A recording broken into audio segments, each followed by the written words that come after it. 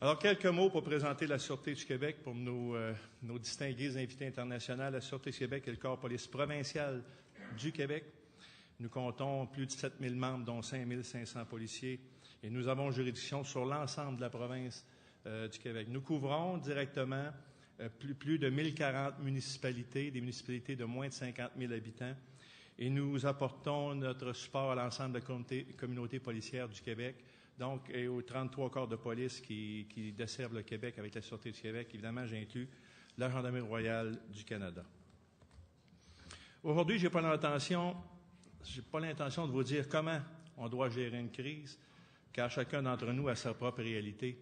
Et il y a ici, dans la salle, des chefs de police qui ont une très grande expérience et qui pourraient probablement me donner peut-être à moi certaines leçons. J'ai pas cette prétention-là de faire cela aujourd'hui. J'aimerais plutôt que nous faisions ensemble une réflexion sur la manière dont chacun de nous gère ces crises, en mettant en perspective les éléments dont je vais vous entretenir. L'idée ici n'est pas de se comparer, puisqu'il n'y a pas de recette miracle. Il n'y a pas un livre de recettes, il n'y a pas de guide miracle dans ces occasions-là. En somme, je vous propose de prendre mes propos de ma présentation comme un échange de bonnes pratiques. Pour nous, la communication de crise apparaît dès qu'un événement, du moins en apparence, semble majeur. Les principales causes sont généralement un événement imprévisible. Un événement imprévisible, je peux faire référence ici au Québec aux immenses inondations du Saguenay en 1996. Un événement où il y a eu l'absence de planification. Il n'y a pas de plan qui a été préparé pour ça. Ici, au Québec, nous avons eu le viaduc du Concorde, un viaduc qui a tombé sur l'autoroute.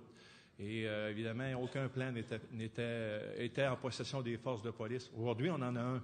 À l'époque, on n'en avait pas. On peut parler aussi d'une occasion d'un débordement. Alors, la gestion de l'événement déborde de ce qui avait été prévu. Alors, le Sommet des Amériques en 2001.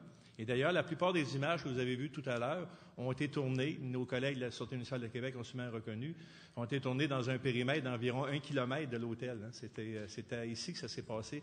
Nous sommes dans le principal centre où s'est tenu le Sommet des Amériques.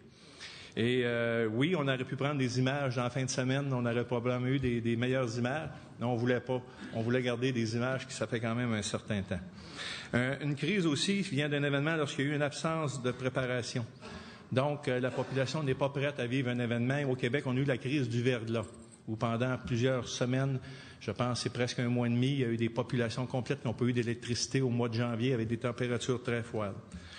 Alors, la communication vient aussi lorsqu'il y a une déstabilisation, la crise survient, mais aussi